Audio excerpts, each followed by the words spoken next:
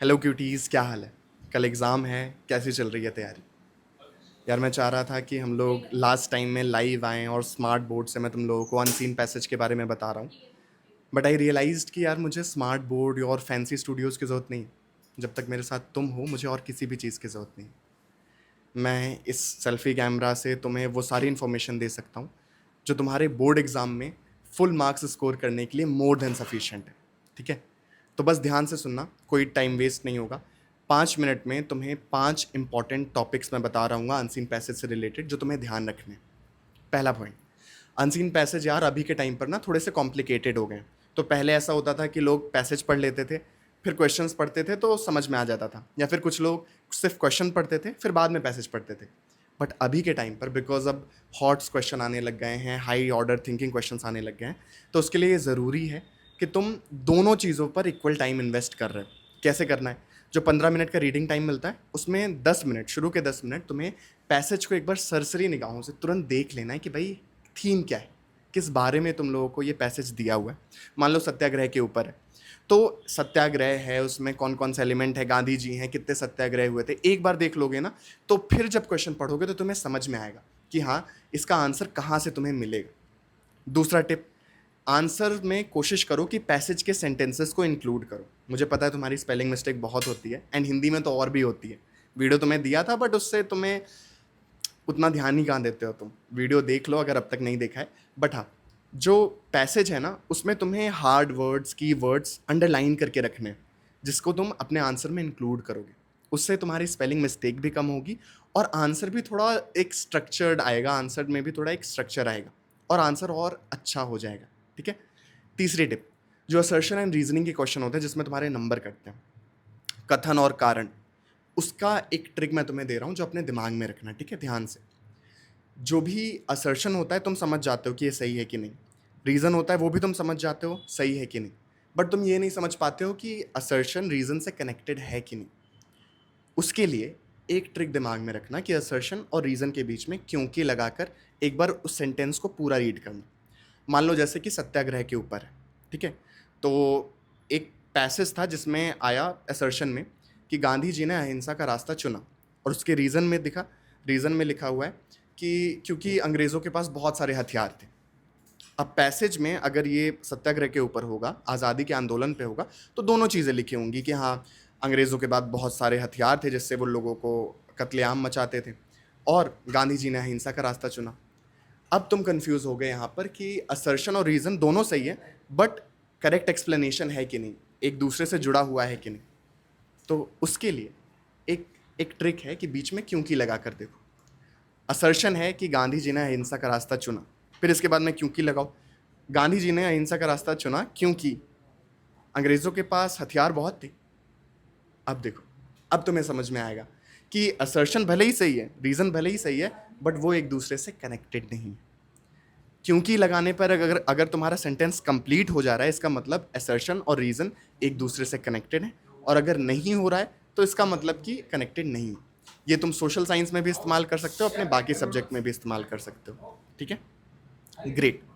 इसके बाद में नेक्स्ट पॉइंट जो तुम्हें अपने दिमाग में रखना है, जब काव्यांश तुम्हें देखने को मिलता है, काव्यांश को पूरा ध्यान से पढ़ना। ठीक है? कोर्स ए वाले बच्चों को काव्यांश भी देखने को मिलता है। काव्यांश ध्यान से पढ़ना, पूरा पढ़ना। जैसे मान लो रश्मि रथी का कोई पोर्शन, अभी मैं सैम्पल पेपर तुम लोग का देख रहा था, उसमें एक पोर्शन था कि भीषण विध्वंस बचाने को भगवान हस्तिनापुर आए, पांडव का संदेशा लाए, दो न्याय अगर तो आधा दो, यदि इसमें भी कोई बाधा हो तो दे दो केवल 5 ग्राम, रखो अपनी धरती तमाम, हम वहीं खुशी से खाएंगे परिजन पर पसीना उठाएंगे। दुर्योधन वो भी दे न सका, आशीष समाज के ले न सका, उल्टे हरि को बांधने चला, जो था साधे साधने चला, जब नाश मनुज पर छाता है पहले विवेक मर जाता है। ये पूरा पैसेज दिया हुआ था। अब इसमें पहला ही क्वेश्चन था कि बताओ इसमें रस कौन सा है। तो ये जो रस वगैरह है ना, ये तुम्हें तब समझ में आएगा जब तुम अपने काव्यांश को अच्छे से पढ़ रहे होगे। ठीक है? तो अपने काव्यांश को अच्छे से पढ़ने के लिए तुम्हें एक बार दो बार उसकी रीडिंग मारनी पड़ेगी। तो इसको ध्यान से अपने जो टू डू लिस्ट है ना, जब तुम क्वेश्चन पेपर पढ़ रहे हो तो उसमें इसको ध्यान से पढ़ना कि अपने काव्यांश वाले पोर्शन में अच्छा टाइम देना, काव्यांश अच्छे से एक दो बार पढ़ना, क्योंकि उसमें डायरेक्टली तुम्हें आंसर्स नहीं मिलेंगे, उसमें तुम्हें काव्यांश के जो भाव है उसको समझना पड़ेगा। तो एक बार दो बार रीडिंग मार लेना। जो रीडिंग टाइम तुम्हें मिलता है, जो 15 मिनट होते हैं उसका मैक्सिमम यूटिलाइजेशन किया करो, ठीक है। काव्यांश की रीडिंग मारो, गद्यांश को एक बार सरसरी निगाहों से देख लो, फिर क्वेश्चंस देख लो, ठीक है। चौथा पॉइंट, ये जो तुम्हारा अनसीन पैसेज है उसमें ज़्यादा टाइम वेस्ट मत करना, 20 से 30 मिनट्स मैक्स, ठीक है। 15 मिनट तुम्हें रीडिंग टाइम मिलता है, उसके अलावा 20 से 30 मिनट, उससे ज़्यादा मत टाइम वेस्ट करना। अगर कोई क्वेश्चन नहीं आ रहा है तो उसको छोड़ दो, आगे बढ़ जाओ, एंड में देखना, क्योंकि हिंदी का पेपर लेंदी होता है। तुम्हारे आंसर राइटिंग में तुम्हें अगर समय नहीं मिलेगा अगर तुम अनसीन पैसेज में ही टाइम वेस्ट कर दोगे, ठीक है। उसके साथ साथ में मैच द फॉलोइंग में ज़्यादा टाइम वेस्ट मत करना। टाइम बचाने के लिए ना कुछ ट्रिक्स होते हैं, जैसे मैच द फॉलोइंग में 2-3 टॉपिक्स मैच करवा लो और फिर आंसर्स चेक करो। हर एक टॉपिक को बच्चों की तरह मैच करवाने की ज़रूरत नहीं है, 2-3 मैच करवा लोगे तुम्हें करेक्ट आंसर मिल जाएगा, समझ रहे हो। तो थोड़ा स्मार्टली वर्क करना, ज़्यादा टाइम वेस्ट मत करना, और स्पेलिंग मिस्टेक ना हो इसलिए पैसेज का इस्तेमाल करना, पैसेज को देखना, असर्शन एंड रीजनिंग की जो ट्रिक बताई उसको दिमाग में रखना, मार्जिन वगैरह अच्छे से रख लेना, ठीक है। ये भले ही प्रेजेंटेशन वीडियो नहीं है बट हाँ मैं चाहता हूँ कि तुम्हें सारी इन्फॉर्मेशन मैं दे रहा हूँ, मार्जिन अच्छे से खींच लेना, थोड़ा सा आंसर प्रेजेंटेबल लगता है।